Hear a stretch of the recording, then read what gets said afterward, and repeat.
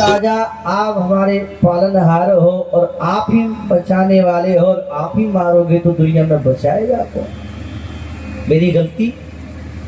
पृथु जी बोले गलती ये है कि तो हमारी प्रजा के अन्न को क्यों छिपा रही है पृथ्वी? पृथ्वी ने कहा क्या करूं मैं, पाप का जब भार बढ़ता है मेरे ऊपर तो मैं अन्न को छिपा लूं।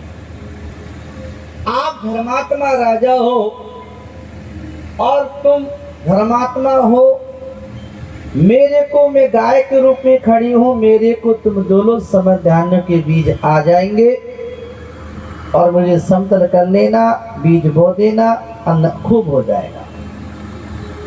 पृथु जी महाराज ने माताओं समझ में कथा आ रही है, पृथ्वी को स्वयंभू मनु को बछड़ा बनाकर पृथ्वी के अंदर से सारे बीजों को दू लिया, पृथ्वी को सीधा समतल किया, हल चला कर के बीज बो दिया, बारिश हो गई तो हरियाली छा गई, सारा लोग खुश हो गए, नगर गांव कस्बे पृथ्वी जी ने बसा दिए पृथ्वी पर। और कहते हैं बहुत बढ़िया राज होने लगा, प्रजा सुखी हुई, उन्होंने यज्ञ कराए, 99 यज्ञ कर दिए पृथ्वी जी ने। कितने कर दिए? कितने? 99 कितने हो गए? एकदम 100 कर दिए। इतने क्या हुआ कि इंद्र आया और उनके यज्ञ के घोड़े को चुरा के ले गए।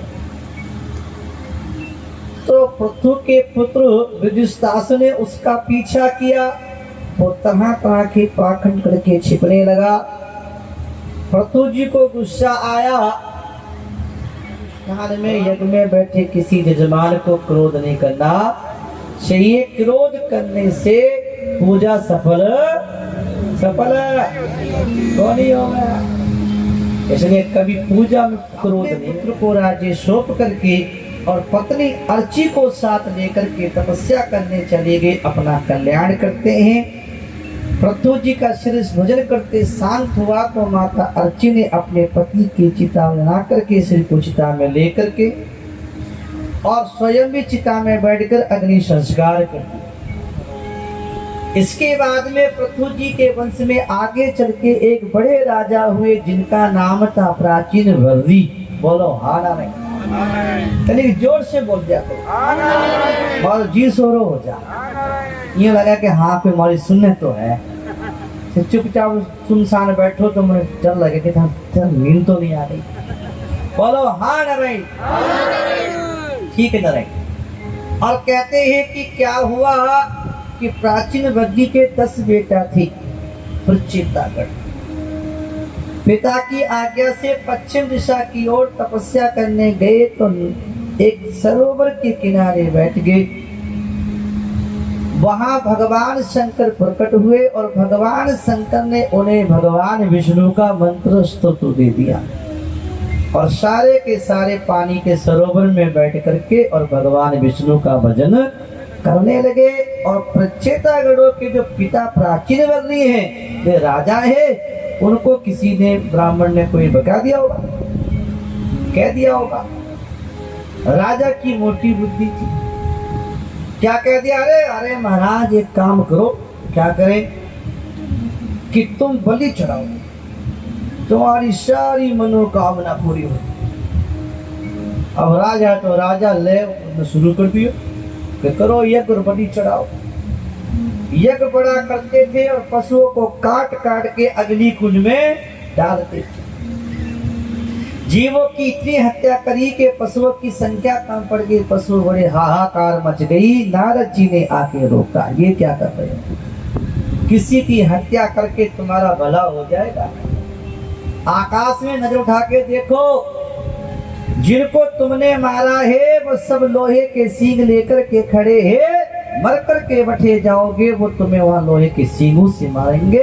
ये दुनिया का रिवाज है।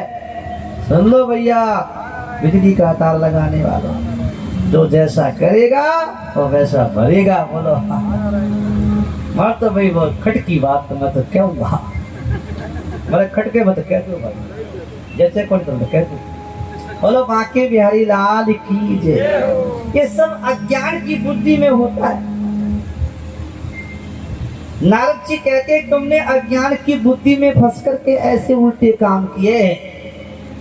अब मैं तुम्हारे को ज्ञान देता हूँ, एक इतिहास सुनाता हूँ। नारद जी प्राचीन वृद्धि को ज्ञान का एक इतिहास सुना रहे हैं। मैं थाने सुना दूं भैया जी? तो कमर सीधी करके सुनना। कहते हैं राजा था जिसका नाम था पुरंजन। क्या नाम? पुरंजन नाम था और उसका मित्र था अभिज्ञात। एक था योगी, एक था भोगी। पुरंजन अपने मित्र अभिज्ञात को साथ लेकर के घूमने निकला और हिमालय में आया और भारत खंड में आया। भारत खंड में आकर के उसने एक तो बड़ा नगर देखा जिसके 9 द्वार थे। कितने? 9 द्वार। और उस 9 द्वारों के नगर के द्वारों पर 5 फंड का सांप घूम रहा था, नगर की रक्षा कर रहा था। और नगर के अंदर चला गया। बगीचे, बाग बगीचे, परकोटे, महल सब देखे। भोग भोगने की सामग्री उस पुरंजन ने देखी। अपने मित्र को तो उसने बाहर ही छोड़ दिया। एक बगीचे में सुंदर स्त्री घूम रही थी, हाथ में फूल लेकर के। पुरंजन ने उसको देखा, बड़ा आसक्त हो गया। उसको देख के पास में आ गया और बोला, देवी तुम कौन हो? क्या नाम है? क्या गोत्र है? क्या कुल है? सारी बात बताओ। तुम्हारे माँ बाप कौन है? उस स्त्री ने कहा, ना पिता का पता, ना माँ का पता, ना कुल का पता, ना गोत्र का पता, ना जात का पता। मुझे तो इतना ही पता है कि मैं इस नगर में रहने वाली हूँ, यहाँ की स्वामिनी हूँ। ये नगर तो मेरा ही है। बोलो हाँ नारायण।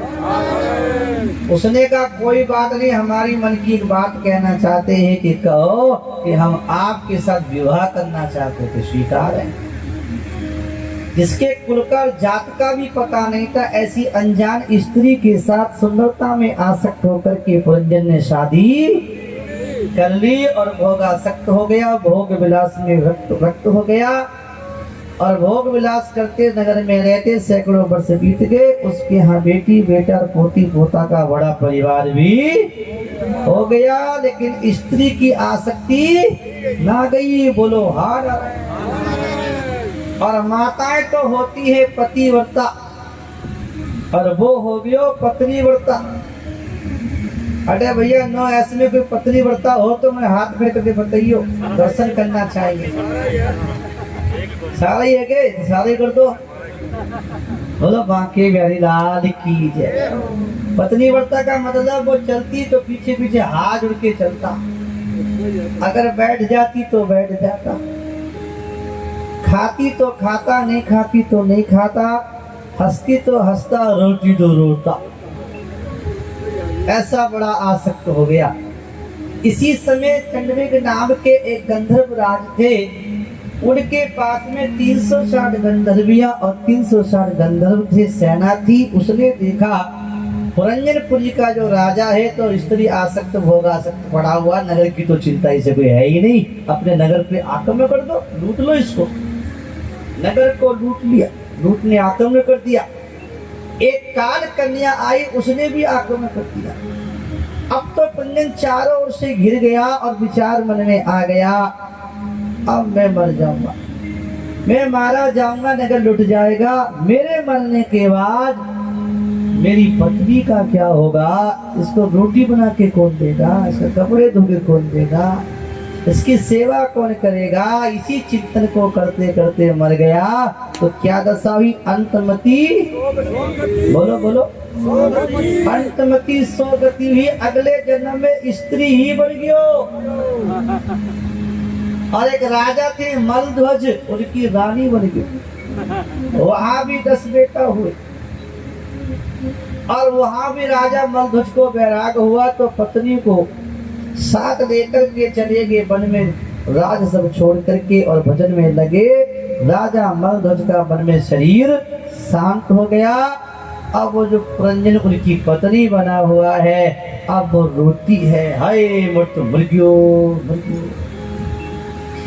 बहुत दिनों के बाद एक बात कहने की मन में आ रही है, माताओं से कह दूं कि अरे काम की बात है। कभी कभी घर में झगड़ा हो जाता है आपस में, पति पत्नी में भी हो जा मारा। और पति ने आए हरीश रियो मारा मारा है क्या, थोड़ा लगाएंगे तो थोड़ी आयु बढ़ेगी। ऐसा करते हैं पूरे शरीर के ऊपर लगा लेते, राम जी की लंबी आयु हो जाएगी।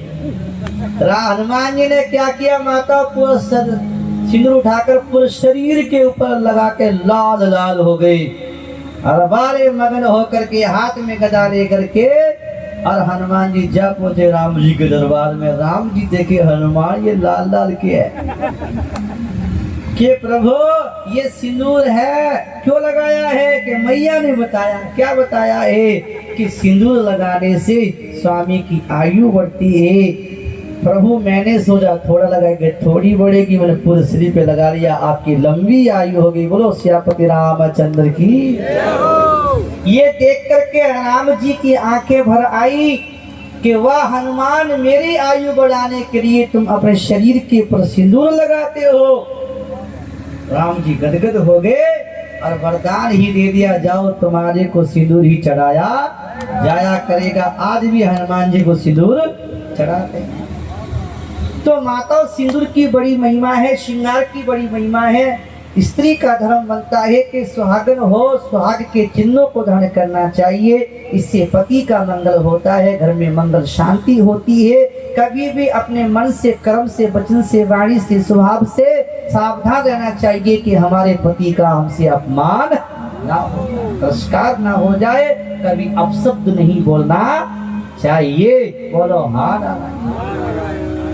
वे रो रही थी, याद करो पुरंजन का मित्र कौन था।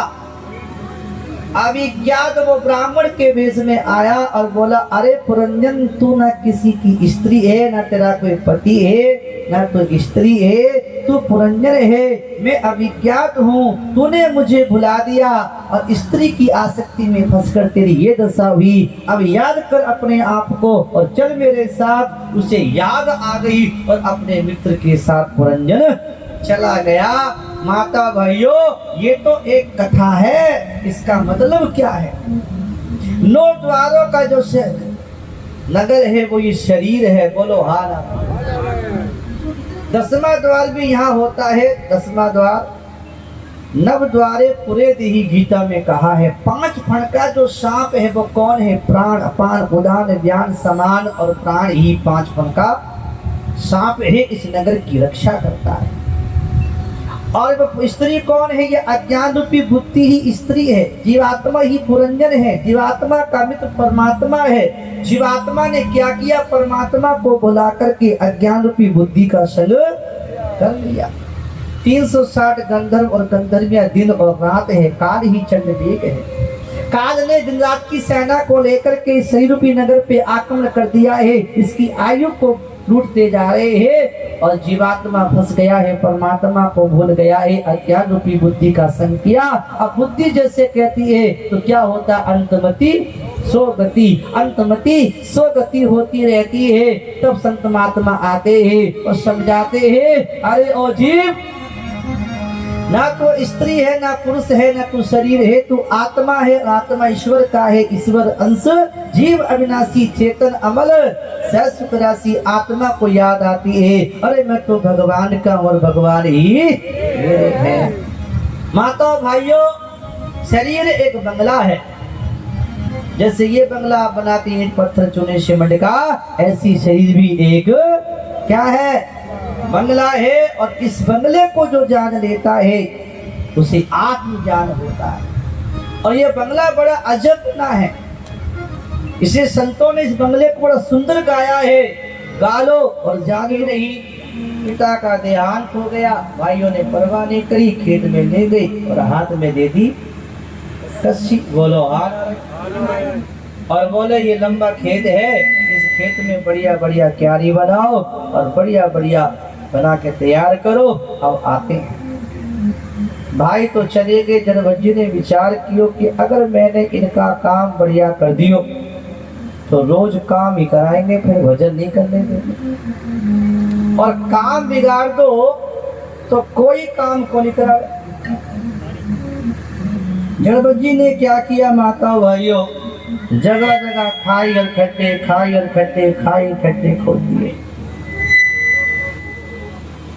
सारी जमीन को नाश कर दिया। इतने में भाई आए, देखा खाई और खड्डे खुदे पड़े हैं, सारी जमीन को नाश कर दियो।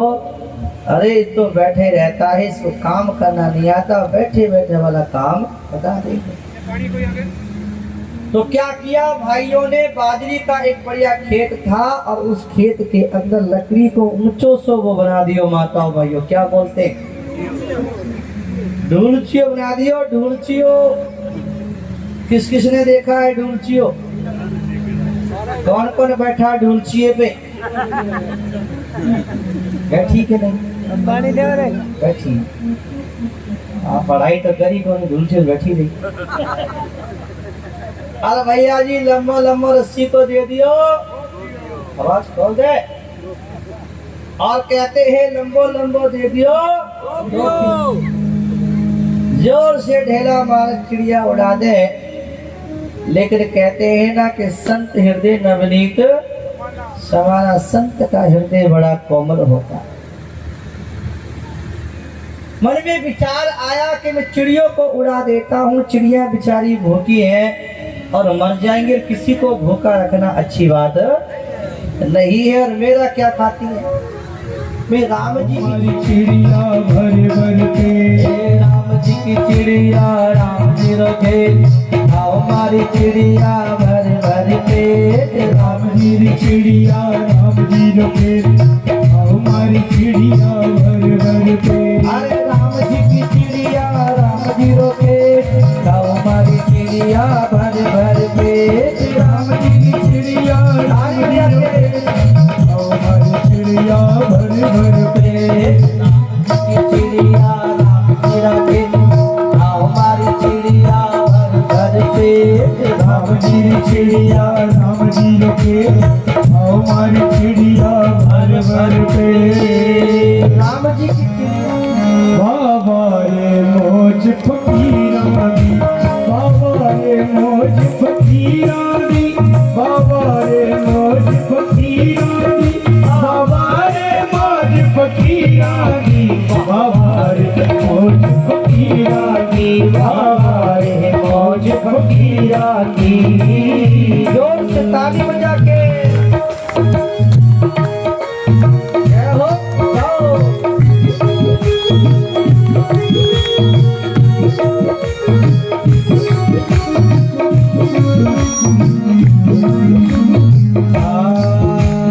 कभी चबावे चना चवेना, कभी चबावे चना चवेना, कभी चबावे चना चवेना, कभी चबावे चना चवेना, कभी चबावे चना चवेना, कभी चबावे चना चवेना, कभी लहरिया खीरा दी, बाबा रे मौज फकीरा दी, बाबा रे मौज फकीरा दी।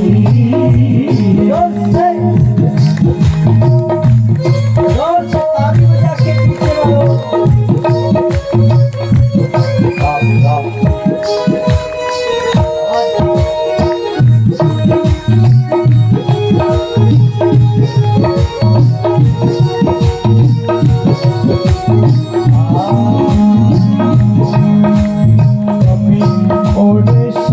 दुशाले अभी तो और साल दुशाले, अभी तो और साल दुशाले, अभी तो और साल दुशाले, कभी तो और साल दुशाले, कभी तो और साल दुशाले, कभी गुदड़िया लीरा दी, हमारे मौज फकीरा दी, हमारे मौज फकीरा दी, हमारे मौज फकीरा दी। ताली बजा दो, फकीरी को बजाना।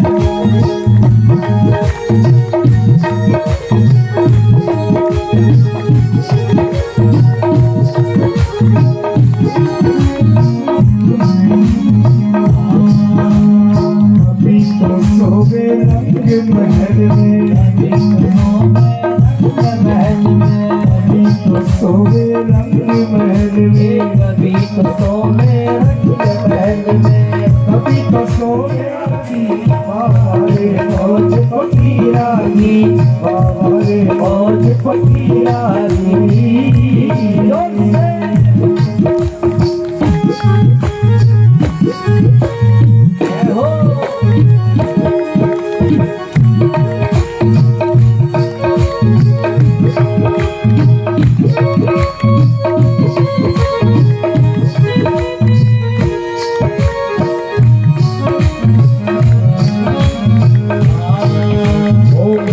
टांग के टुकड़े खावे, मांग टांग के टुकड़े खावे, मांग टांग के टुकड़े मांग टांग के टुकड़े खावे, चाहे अमीरा री ओ बाबा रे मौज फकीरा, बाबा रे मौज फकीरा, बाबा रे मौज फकीरा दी। जोर से ताली बजा के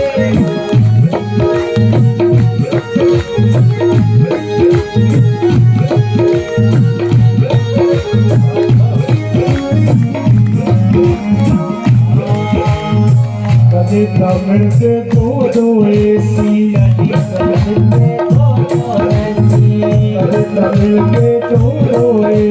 कदी तमिल के दो ऐसी, कदे तमिल के दो ऐसी, बोलो के तमिल के दो ऐसी, कदे बैठे चंड करी रागी, वाह रे मौज फकीरा की, वाह रे मौज फकीरा की। ताली बजा के जोर से बाजीराव फकीर जी को आनंद है।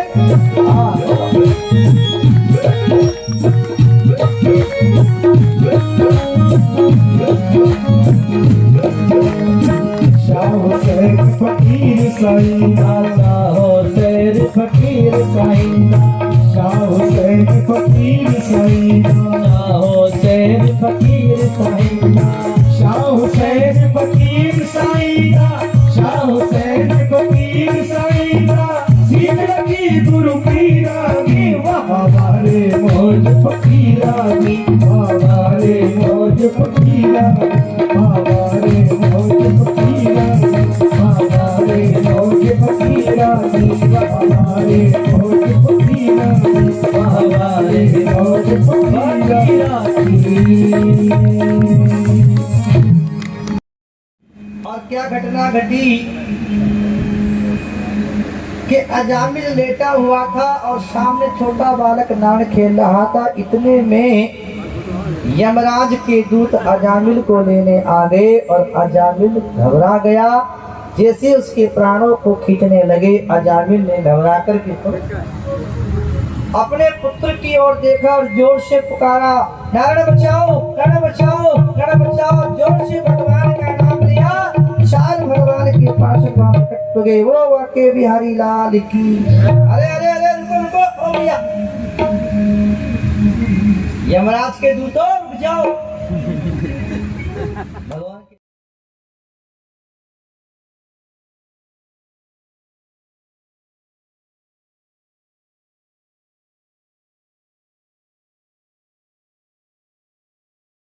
अब तो नारायण ही है। अग्नि को जान करके छूलो या अनजाने में छूलो, अग्नि तो जलाएगी ही। क्या भगवान का नाम अग्नि से कमजोर, राम का नाम तो राम से भी बड़ा है कि नहीं। इसने चोरी की है, दारू पी है, बड़े उल्टे कर्म किए, पाप में देखा। आज मैं हे प्रभु का नाम पुत्र के नाम से लिया तो मेरा बच गया यमराज के दूतों से। अगर मैं भगवान का नाम प्रेम और भाव से लेता तो मेरा कल्याण हो जाता। अजामिल के मन में वैराग हो गया। हरिद्वार में गंगा किनारे जा बैठे और भगवान के नाम का जप करने लगे। शरीर शांत हो गया। भगवान के पार्षद विमान लेकर के आ गए और अजामिल दिव्य रूप में प्रकट हो गए और विमान में बढ़ के भगवान के धाम जा रहे हैं। सारे देवता जोर जोर से डुबलियां बजा रहे हैं और कह रहे हैं कि देखो राम के नाम की महिमा, कि अजामिल जैसो पापी भी भगवान का नाम लेकर के तर गया है। अर्थात राम का नाम राम से भी बड़ा है। कैसे?